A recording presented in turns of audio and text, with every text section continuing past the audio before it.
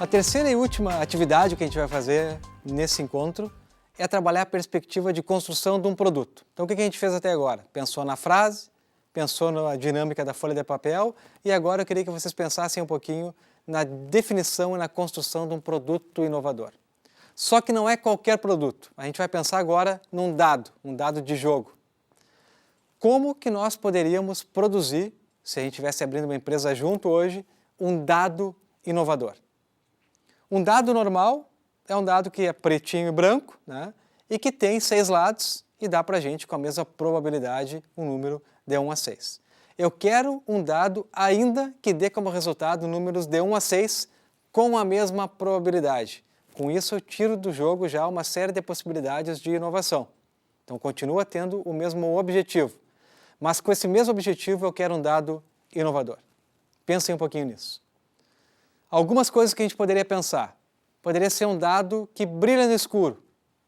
Eu não sei quem que jogaria dado numa escuridão total, enfim, mas um dado que brilha no escuro teria uma característica diferente. Legal. Poderia ser um dado colorido. Legal, uma melhoria incremental, né? Não é algo radical, mas agrega um valor. Poderia ser um dado que quando a gente joga, ele grita o número que caiu ali. Por exemplo, 6, que sorte, ou 1, que azar, enfim. Poderia ser um dado num formato ainda hexagonal, mas que tenha uma perspectiva, no formato cúbico ainda, mas que tenha um material diferente, de pelúcia, por exemplo, para as crianças. Poderia.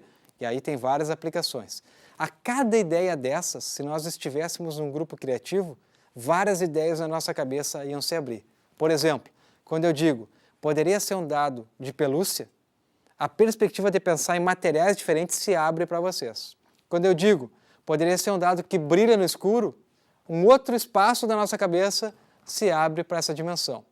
Quando eu digo como agora, poderia ser um dado digital, agora eu penso, olha, não está preso no formato, mas pode ser um dado digital, porque deu 1 a 6 e com a mesma probabilidade. E aí outras oportunidades de inovação aparecem. Se a gente tivesse construído isso junto, pessoal, num grupo criativo, nós teríamos várias ideias e cada ideia abriria o nosso modelo para pensar ideias diferentes. E uma coisa importante que a gente vai ver lá no final, na discussão do método de inovação, em algum momento é importante ter ideias malucas e diferentes, porque essas ideias abrem espaços para a gente pensar diferente. Tem uma ideia bastante maluca sobre um dado inovador, que seria o seguinte: nós poderíamos fazer um dado inovador redondo?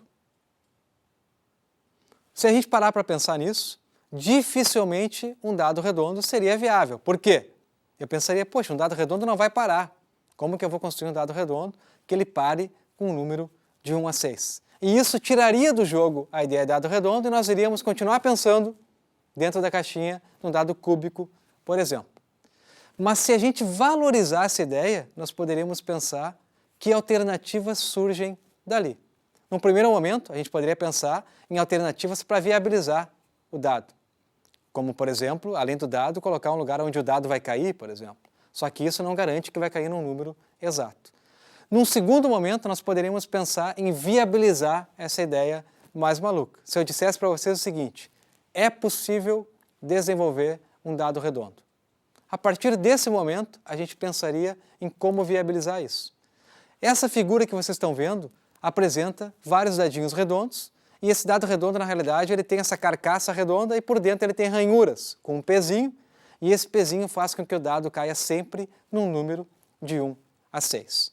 Agora pensem vocês chegando no mercado para comprar um dado e tem lá o cúbico tradicional e tem esse redondo com o mesmo preço.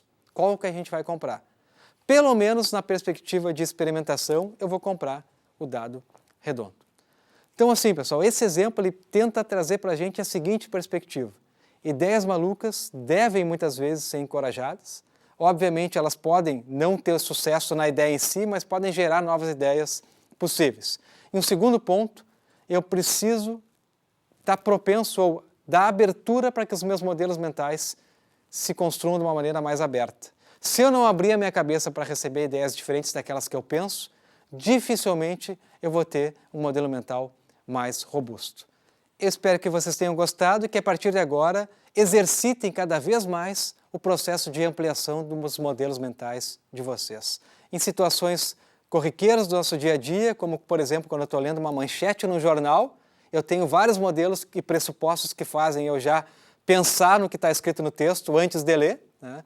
E essa é uma forma, por exemplo, de exercitar a ampliação, a abertura dos meus modelos mentais. Até mais!